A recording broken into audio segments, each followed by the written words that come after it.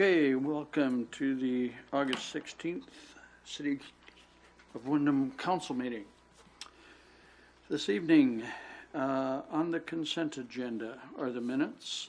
The minutes are from the council meeting of August 2nd, HRA meeting June 8th, Utility Commission August 3rd, EDA August 8th meeting, Community Center August 8th meeting.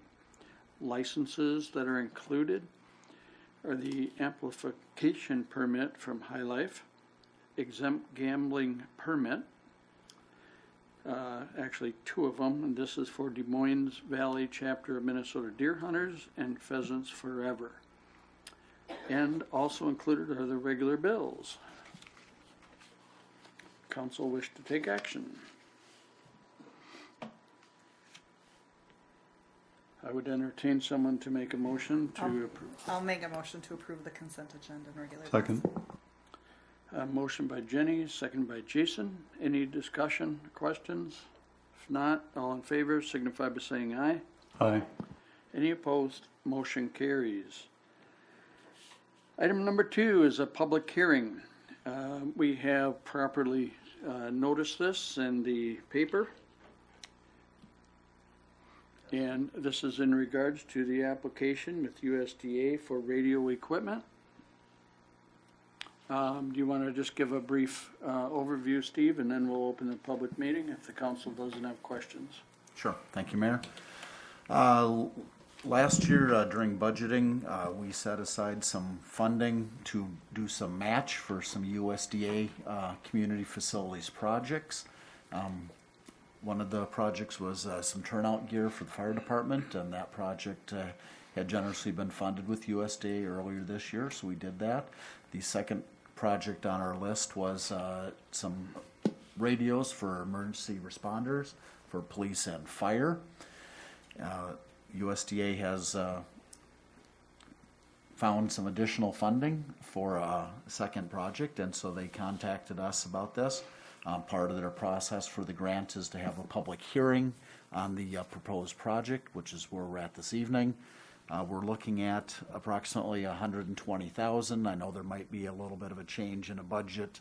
Some of the radios for PD might up our cost a little bit. That won't affect the amount of the grant, however.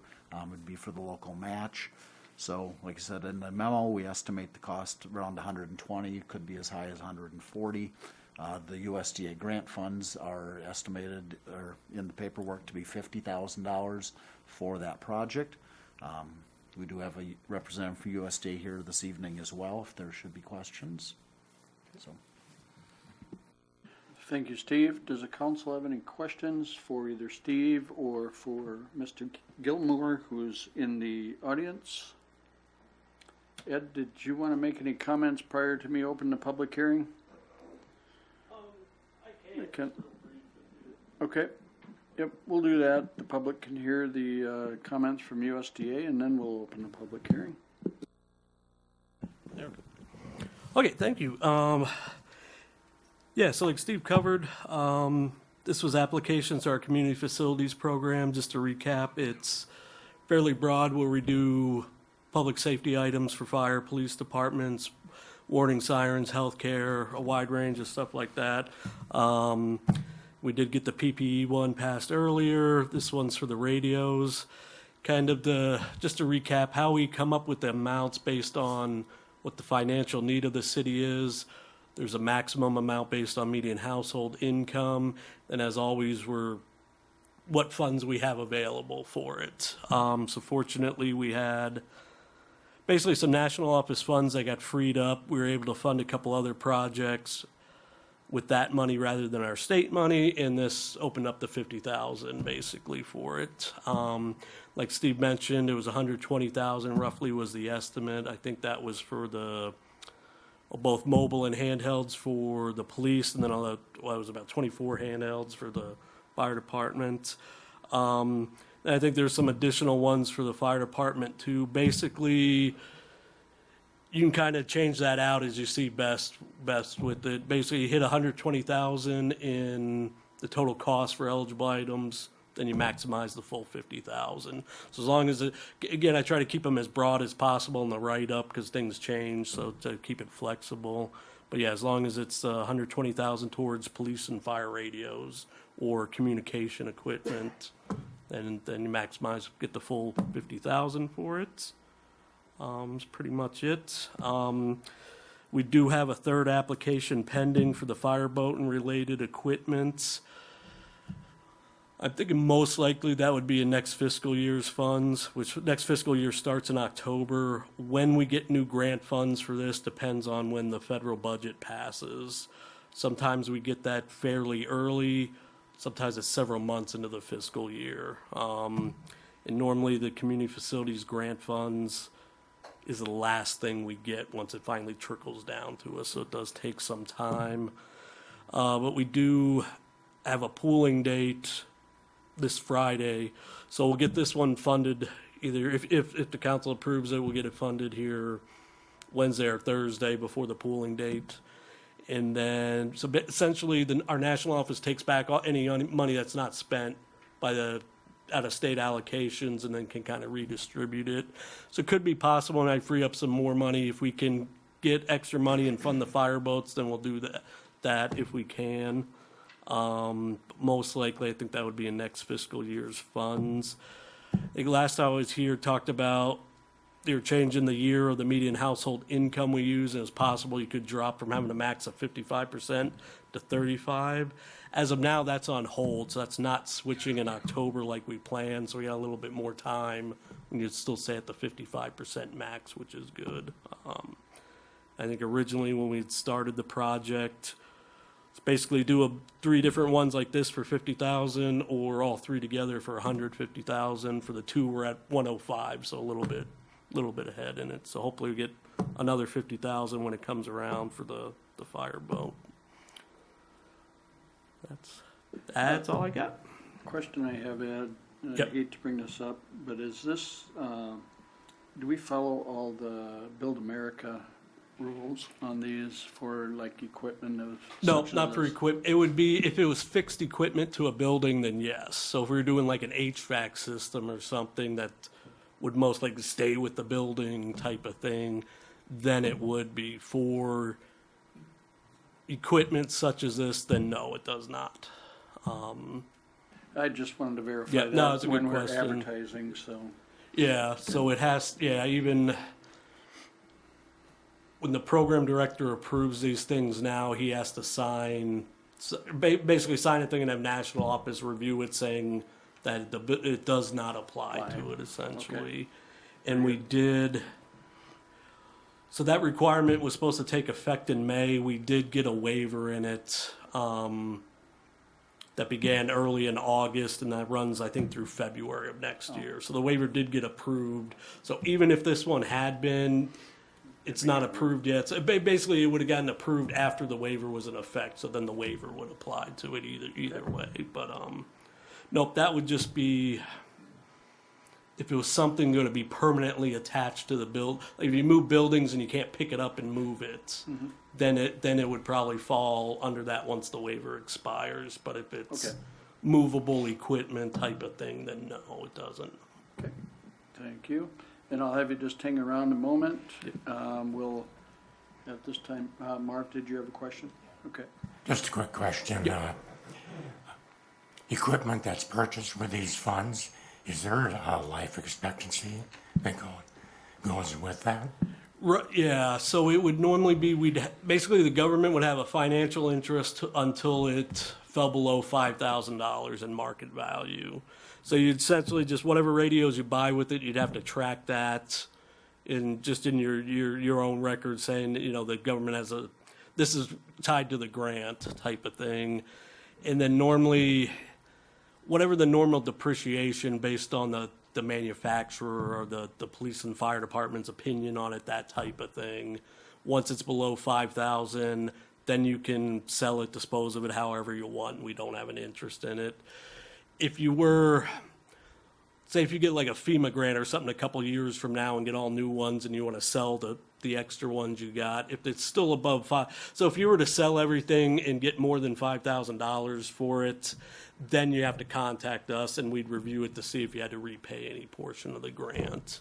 If there was any, that would be probably our Office of General Counsel would review it and then review the regulations and see what the amount was.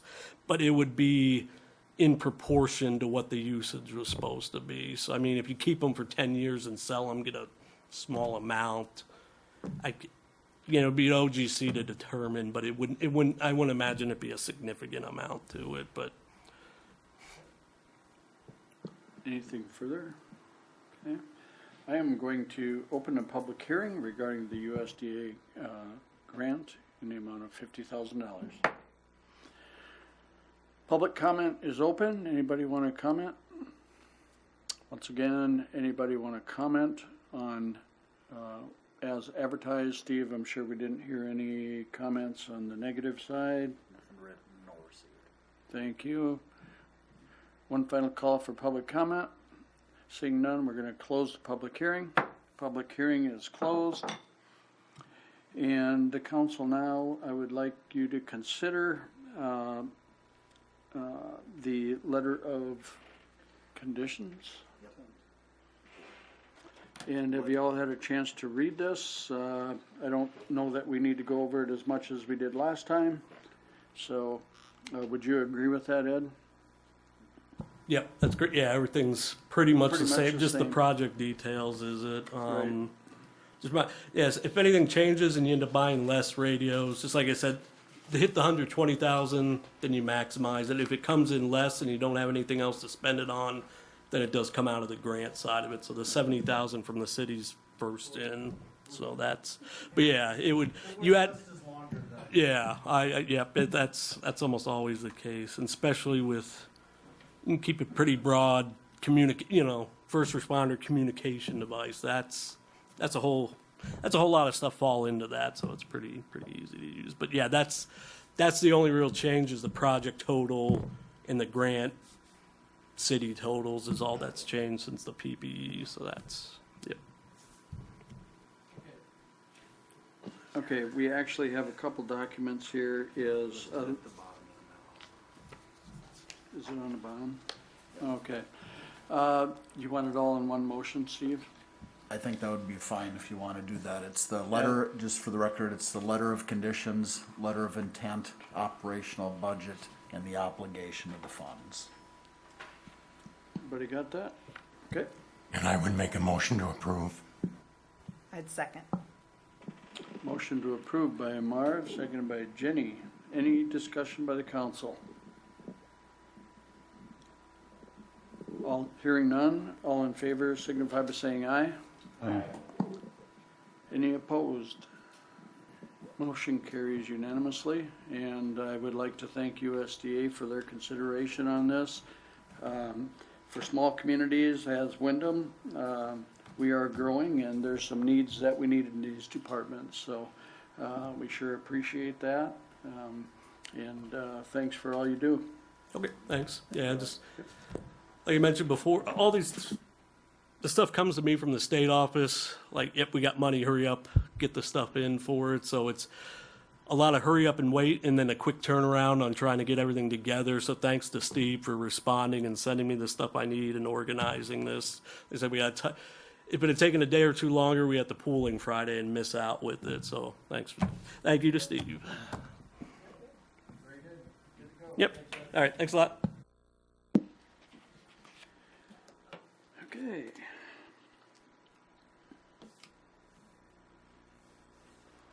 Department heads. Okay, no department heads. Mr. Larson is joining us. He just missed, Steve will have to update you on the $50,000 grant from USDA that the council accepted. We're all very proud of that.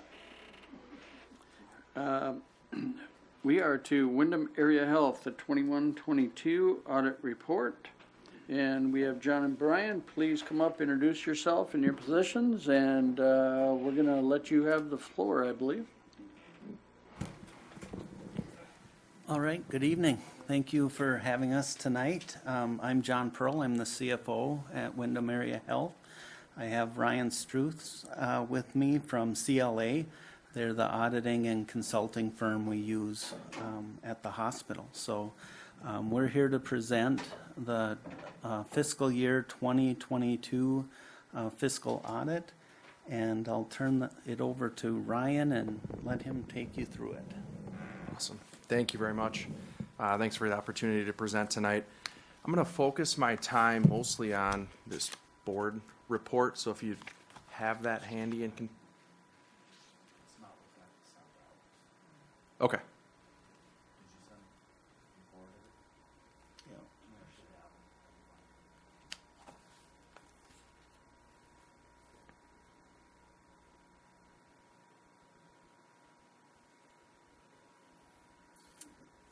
That one. Yep. Yep. Awesome. Perfect.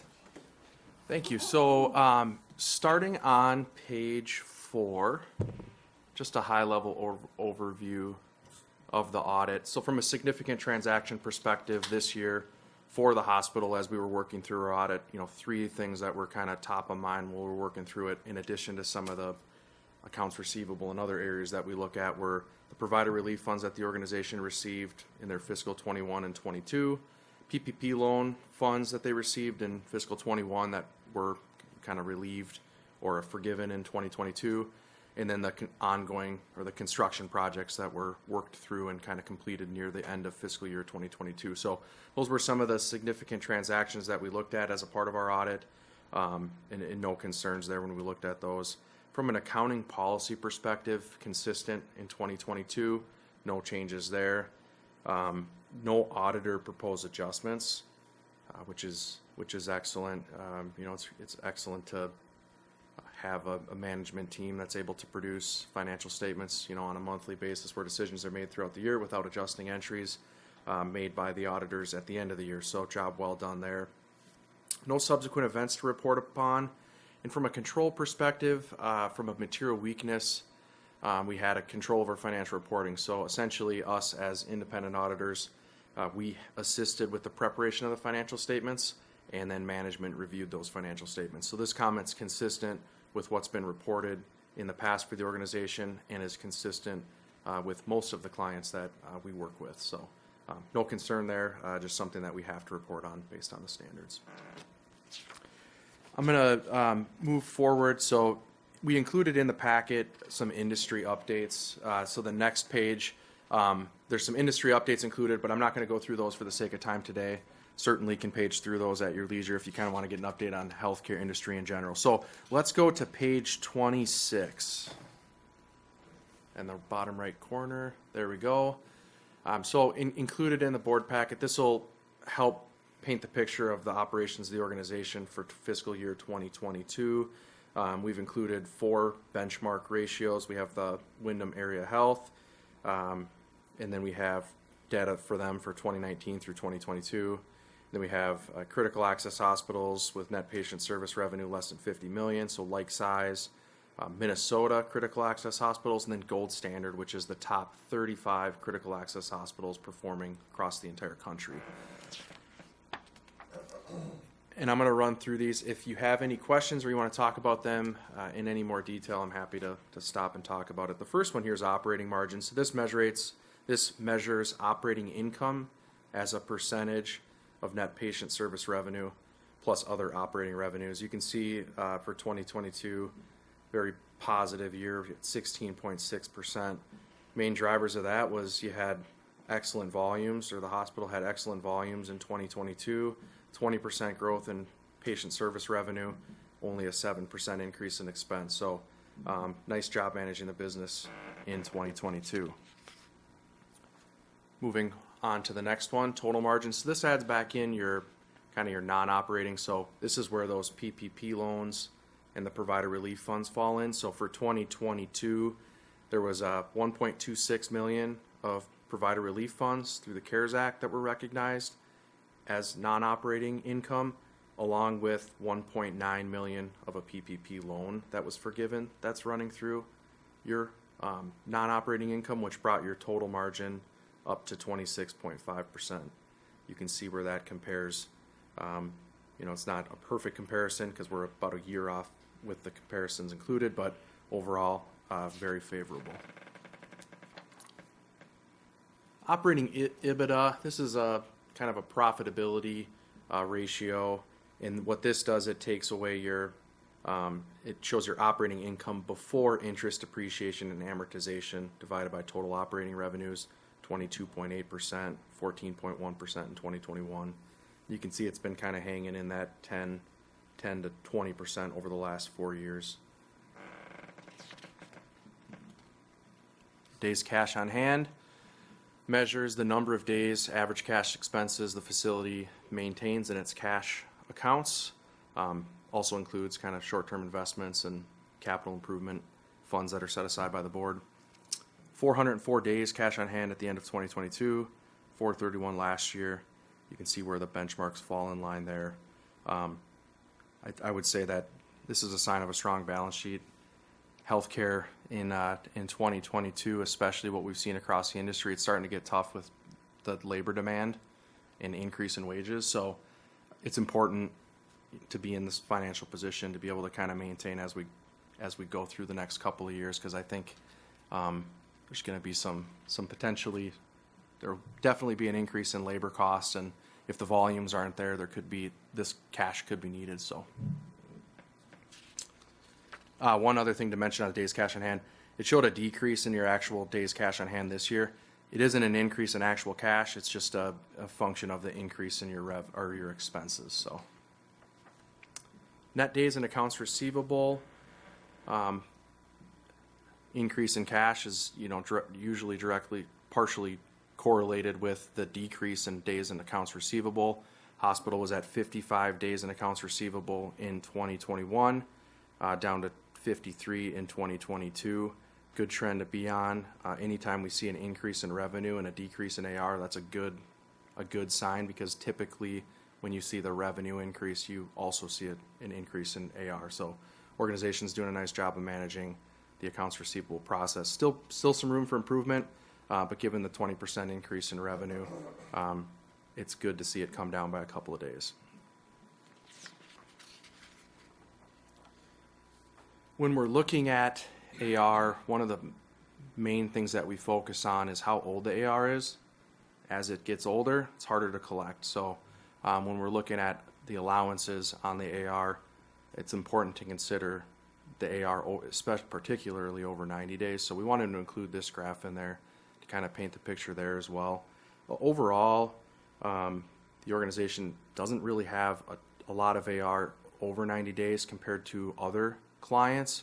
So you can see the total column all the way to the right, 23% AR over 90 days for other comparisons.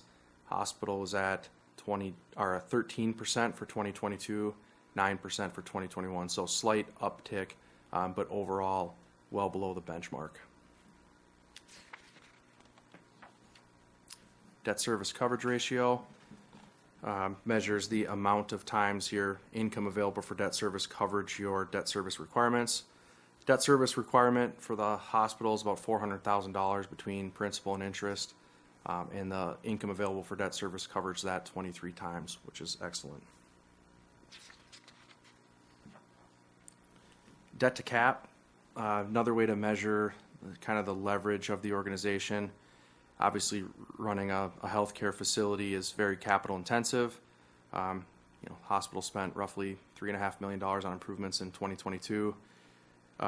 Debt to cap measures kind of the proportion of long-term debt divided by long-term debt plus total net assets. So 11%, very strong there. You can see, upwards of 38% for other comparisons, Minnesota hospitals, critical access hospitals.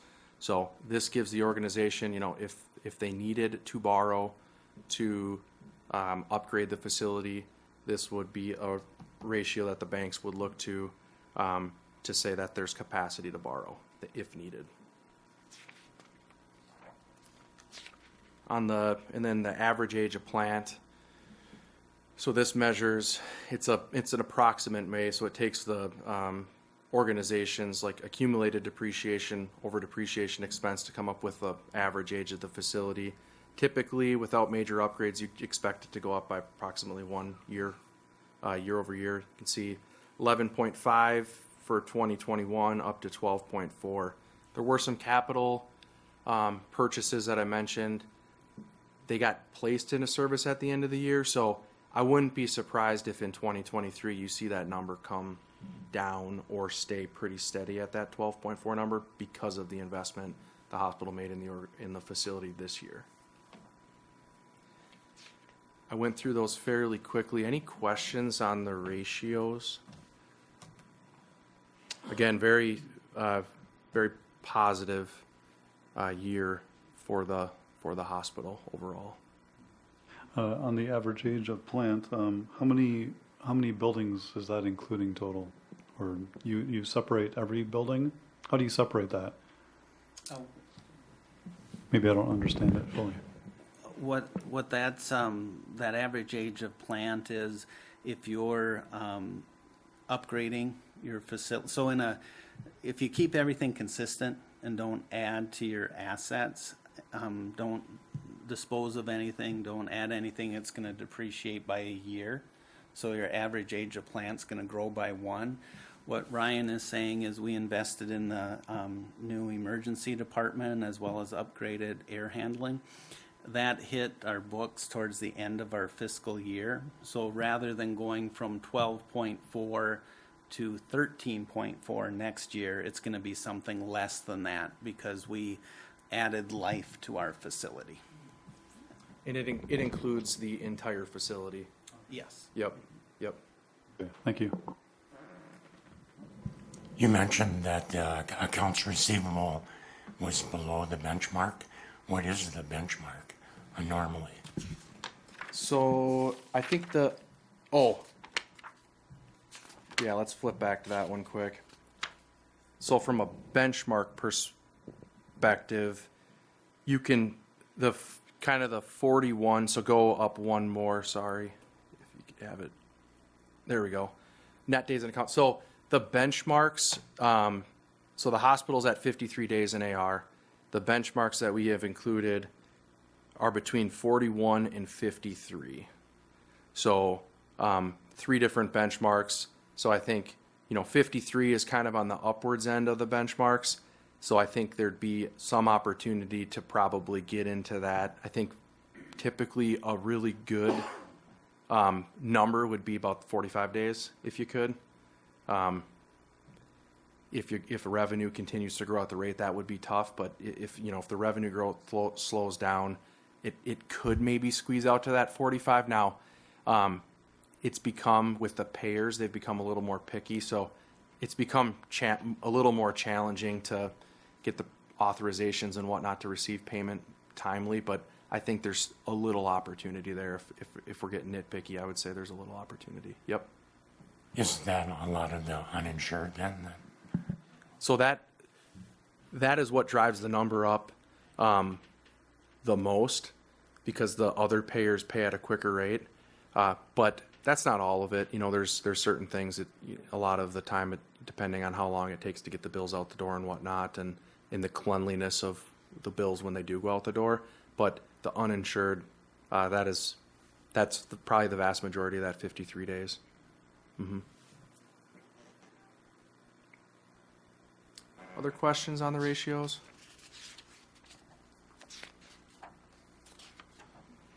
If not, there's just a couple more slides that I was going to run through briefly, and then I'll be done. All right. So required communications, as the independent audit firm that's engaged by the board for the audit of the hospital, we're engaged to express an opinion on the fair presentation of the financial statements in conformance with accounting principles generally accepted in the United States.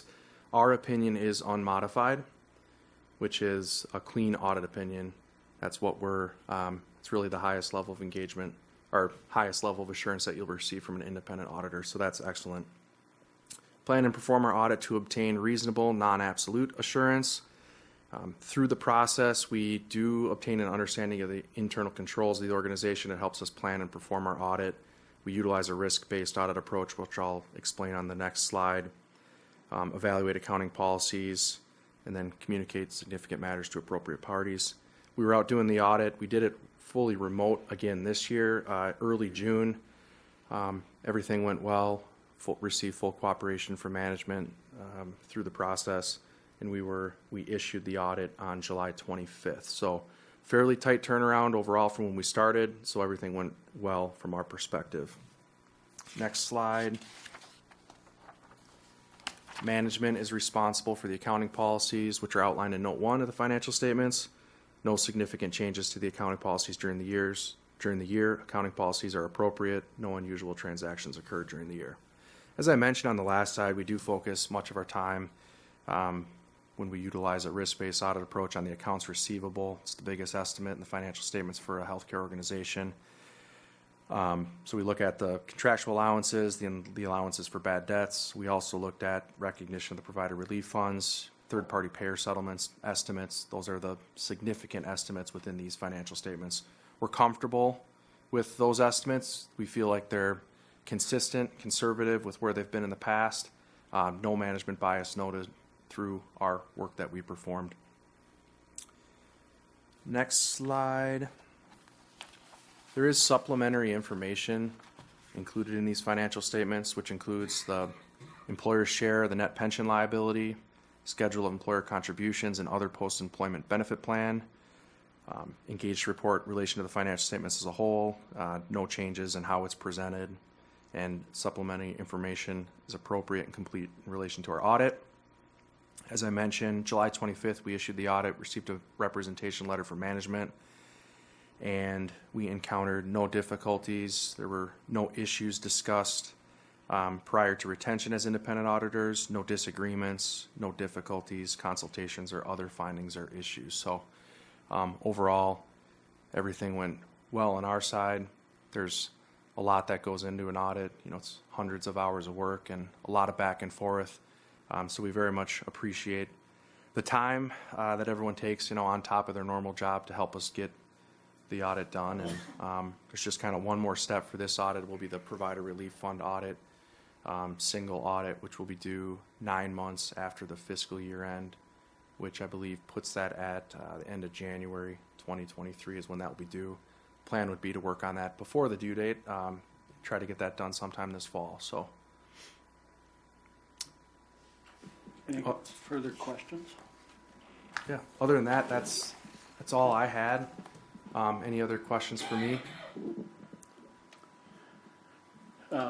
Ryan, for either you or John, you mentioned the labor outlook as part of a concern. Are you seeing any of that, currently? Are you starting to see that trend, coming here? So I can say from my perspective, 2022 has really been the start of it. I would say it's maybe slower in the rural communities at this point in time. In the cities, I don't know if you saw the article this week in the paper about the bigger health systems in the cities and what they're kind of dealing with in 2023 or 2022. We're starting to see volumes drop, and we're starting to see the wages going up, 10-15% is what's kind of required to kind of maintain the staffing levels. I'll let John speak to maybe what they're seeing at the hospital at this point in time, but that's kind of what we're seeing across the industry. Yeah, I think the biggest issue is just healthcare workers in general. I think the market's going to settle out to whatever that fair payment is. The problem is if you're just increasing wages, so people are moving, you're attracting new staff, the pool isn't that big. So the main issue is to increase the healthcare worker pool, and then that would help everybody. But we anticipate that what's happening in the cities will eventually come our way. Our biggest group is we have an RN union at the hospital, and we're in the last year of that agreement, so we'll have negotiations there. So obviously what's happening in the cities with the M&A and those agreements are going to play into that. I will say that some of the concerns that happen in the city maybe aren't always felt out here too, so, but we have our own issues, right, that we'll address, so. You know, I'd also make a comment in regards to staffing. Almost all industries, you know, are seeing that. It's not only, is part of my point, it's not only the healthcare field. It's, you know, your trade fields of, pretty much everything. You know, you see ads and ads for all kinds of workers, and so, yeah, we're feeling it out here a little bit, I think, and it's a tough time right now for everyone. I think we all understand that, but I think that's a outstanding report, and I appreciate all the information tonight. Yep. Steve, did you have any questions or comments on what you've seen financially? No, just echo what Ryan had said. Hospitals had a very good year, and a lot of good things happening out there, and keeping up with the similar hospitals, and keeping those benchmark items within line. So, good. Okay. Thank you. Thank you. And one thing, did you have a question before I ask? I was going to ask what we should do is accept the audit, the hospital audit as presented. I would like to just say I'm very pleased and happy, and I think that we are very fortunate to have such a strong leadership at the hospital. And I do make a motion to accept the Windom Area Health audit. I'll second that motion. Motion by Jason, second by Lisa. Any further final comments or questions? Hearing none, all in favor signify by saying aye. Aye. Any opposed? Seeing none, it carries unanimously. Thank you very much for joining us. Thanks. Okay. Next item, speaking of personnel, hiring recommendation for community center bartender as presented.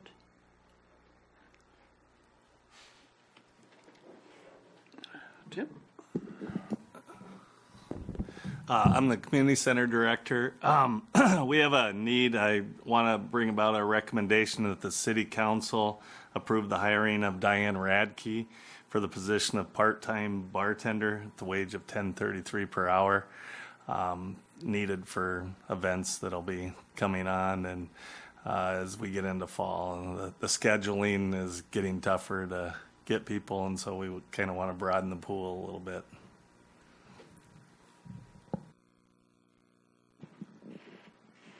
Any questions? Is there a motion to that effect or questions? Okay. Lisa, did you? I'll make that motion to hire Diane Radke for the part-time bartender. Second.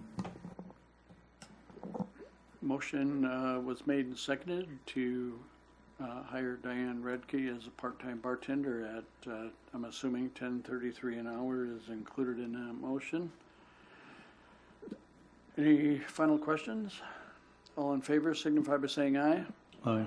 Any opposed, same sign. And that carries. And it's becoming that time of year for budget discussion. We can all look forward to long meetings, figuring out how we're going to pay for the extra money for the radios and all that discussion. So what's the council wishes on that? Do you want to do it off Tuesdays, or what are you thinking, Steve? Yeah, this kind of just get some heads up from you guys. Normally you've met either in October or early November. We're still getting stuff through department head wise right now, so it'll be September before we get anything put together for you for the preliminary tax levy.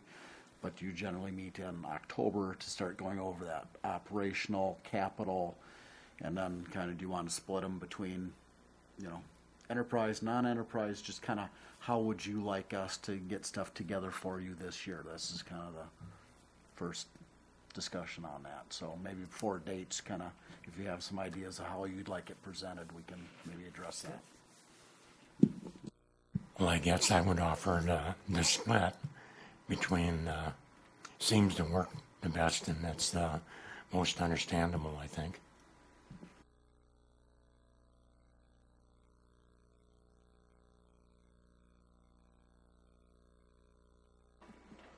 I would just say, I just want to make sure that we give plenty of time. I don't want to feel like we're rushed. I think that, I mean, I know it's about budget and we're talking with department heads, but it seems like just drawing from previous years, a lot of really good discussion, a lot of really good ideas and things that they brought forward and talk about their priorities and stuff.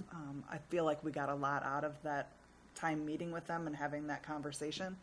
So I just want to make sure that each department gets, you know, a good amount of our time doing that. So however you split it up, even if it has to be an extra night just to give everybody the time, I would like to try to do something like that. One thing I'd like the council at least to discuss are priorities. And, you know, there's big projects being talked about in the community also. And I think that may be a separate discussion from our budget meetings, but I just think it'd be well to just look at the big picture, prioritize some things that we may not all agree on. There's some tough topics out there of improvements, to our community. So I think that may be advisable if you'd agree with that. Some big ticket items. I would also offer that probably this year we're going to see our normal expense higher than we've seen in the past. So. And I would guess, inflationary numbers, Steve, how do you project that from, 6 months of more inflation? I'm curious how you're going to look at that. No, come on. We did get some guidance from the league on things like health insurance, other types of insurance, things like that. We know what our personnel costs are, which are a lot of our costs. We have our health insurance meeting yet this week, so we'll find out a little more there. But as far as items like fuel, things like that, we're basically having to take kind of the July numbers and then looking back at what our usage was as far as, number of gallons used in prior years, and then try to bring that forward with the existing current costs. Now we can't, obviously hedge that. We don't know if it's going to go up or going to go down a little bit, but we can use the best data we've got right now, and that's how we're putting together the preliminary numbers. In regarding that, do you project, then do you come up with a percentage-wise and apply that per department, or is this going to be more individualized? It'll be more individualized, yeah. Okay. We'll go through each one because everybody's got different stuff. Like street shop might More have a driving, lot more of fuel, things like that, where that's not as big a part of another department's budget. But like in electric, they're going to buy a lot of wire supplies, things like that, that are different than what other departments. So it'll be an individual type of a situation. So we're going to do the best we can to look at these things as we usually do and give you our best case. So I think that's part of the understanding we need to know going in is, what those, I guess, potential anticipated numbers are going to be. That's going to be a tough one. And I'm not trying to put more work on anyone, especially Steve, but if there's anything you find particularly helpful that we may not be aware of, like there's certain principles that I don't know very well, and so I'm always looking to learn, and I know all of us want to learn. But if you see anything that might be helpful, just maybe even extraneous, I'd be willing for you to send it my way for sure. dates, you want to look at off Tuesdays or some other time in October, or 2 nights, 3 nights? The 2 nights we've done in the past have been kind of lengthy.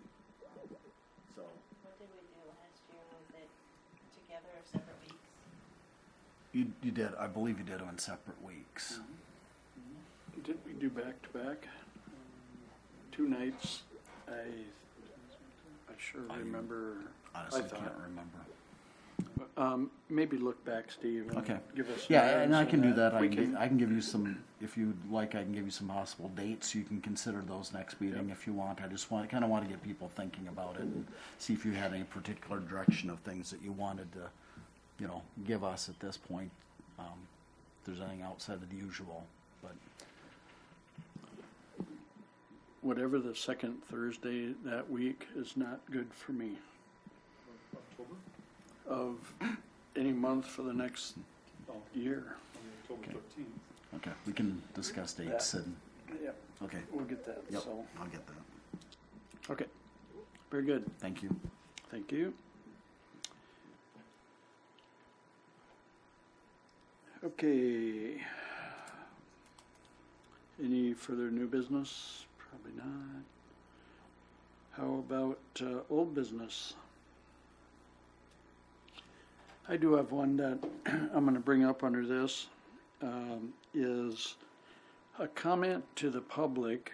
And Ben had to leave early this evening, but we encourage, I think, our city residents to really consider the sending in an application if you have any inclination to serve on our fire department. We have 0 applications to date. And so we're looking for 3 to 4 good candidates. I know we have a good lot of good young men and women that reside in our community that have the potential to serve on our department. I think it's a fulfilling job. You've seen us give merits of accommodation and different things for what they do in the public. I just think that opportunity is worth noting that these are, along with all of our emergency services departments, but that's one we're short on right now. So Ben wanted me to put in a plug, and I agree. I think we need to recruit.